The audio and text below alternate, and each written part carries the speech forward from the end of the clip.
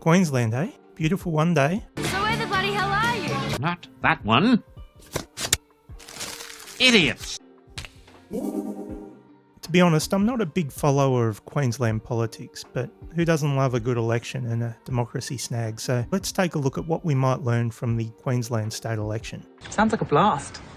While this was a drubbing, it was perhaps not quite as bad as what many would have thought going in. Some of the credit for that would have to go to Stephen Miles for having a crack. He was on the end of a hospital hand pass when Anastasia Palaszczuk pulled the pin and gave him 10 months to stem the bleeding. Rather than going down an elbow small target strategy, he went bigger and veered left, which potentially helped the party hold some ground against the Greens, even if they did ultimately fail to prevent voters jumping to the coalition. Jump ship.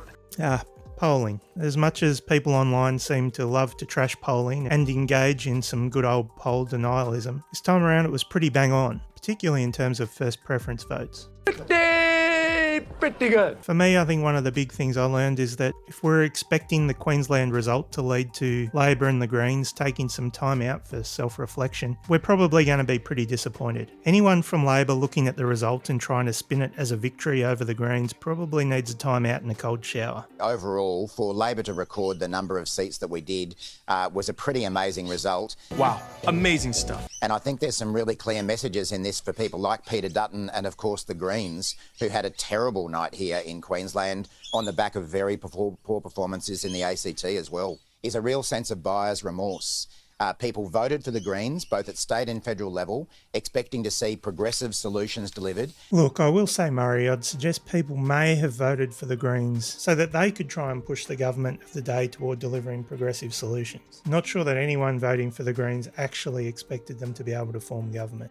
But you are the government, so maybe put forward some progressive solutions and see what happens.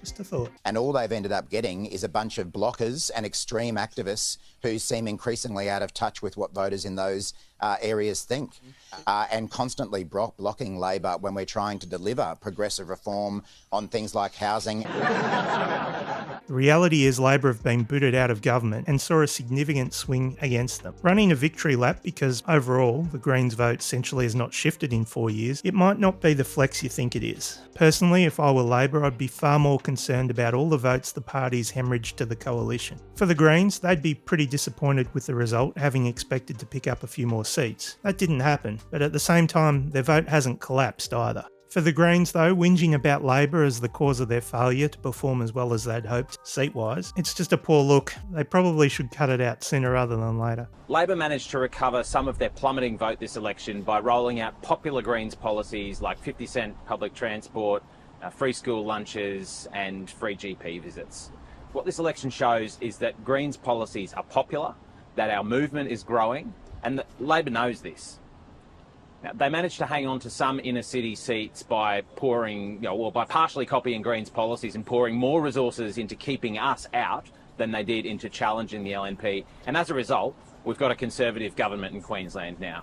Look, imagine what we could have achieved if instead of just fighting the Greens, Labor actually took it to the LNP and worked with us to roll out more of the policies that we know Queenslanders want and that we know would make a huge difference to the lives of everyday Queenslanders. You were targeting seats held by another party. Were you really expecting Labor just to surrender them? Really? I don't agree with the idea that Labor lost thanks to an obsession with the Greens, although there are kernels of truth in there. I mean, there are plenty of Labor people that seem to have a fairly unhealthy obsession with the Greens, no doubt, but I don't think that's why Labor lost. My theory is that Labor knew quite a way out from election day that they wouldn't be returned. Therefore, they decided to sink more of their resources into holding what they could in the inner city and suburban seats. Whether you want to put that down to obsession with the Greens or base instinct survival's up to you. Like I said, for the Greens, they'd be disappointed with the result, no doubt. It was below their expectations, but the majority of the commentary I've seen around their result probably best belongs in the bin. I'd file a lot of the commentary under the title Cope, but there are still lessons the Greens should take away from the result. Heading into this election, the Greens held a grand total of 2 seats. Maywell, I've probably butchered the pronunciation, has been held by the Greens since it was created in 2017, and as of right now, it looks like they'll continue to hold it. South Brisbane, on the other hand, was a seat that the Greens had picked up at the last election, and while they'd no doubt have loved to have held on to it, the reality is that up until last election, South Brisbane had been a Labor seat for all but one term since 1950. In 2020, the Greens, whilst recording the most first preference votes, were only able to secure victory because of Liberal Party preferences.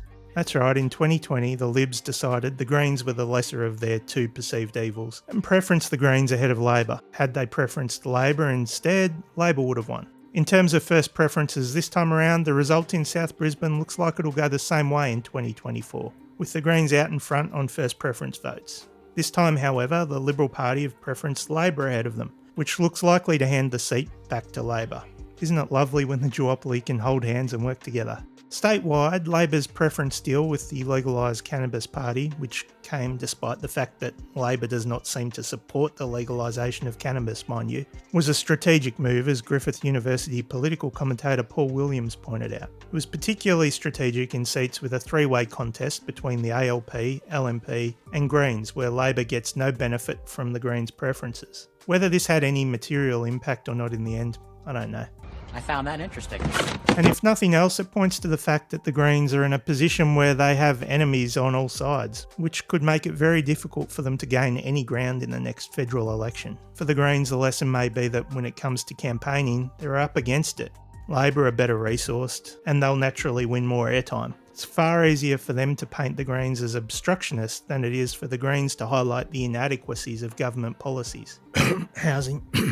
They've also had Advance going after them, and in the Queensland election, a pro-Israel lobby group campaigning against them pretty hard too. Who'd have thought opposing genocide would be so controversial? Again, whether this had any impact on the ground, who really knows? Perhaps the fact that the Greens didn't gain any ground had as much to do with the fact that Labor, under Miles, had a greenish tinge about it, possibly appealing more to the red-green swinging voters. Labor did run with a few Green-lite policies they'd scoffed at 4 years ago. From afar, it looked like Labor really sprung into action in its final 10 months, which is kind of a bit sad when you stop to think about it. Why wasn't it prepared to do these sorts of things when it was holding power comfortably? Why did it take an impending loss to get these sorts of things going? There is a lesson there for federal Labor though, I think, and that is that you can either waste time and resources attacking the Greens, or, and hear me out, you could make them irrelevant by adopting or adapting some of their policies. The sort of progressive policies that would appeal to the swinging red-green voter, or perhaps the former red team voters that have jumped ship in recent years.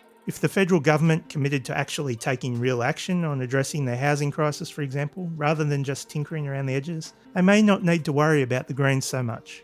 I mean, really, I guess if Labor today behaved the way that they did when they were in opposition, maybe they wouldn't have to worry about the Greens too much at all. Coming out of the weekend, there are things that Labor and the Greens at the federal level can learn from the Queensland election.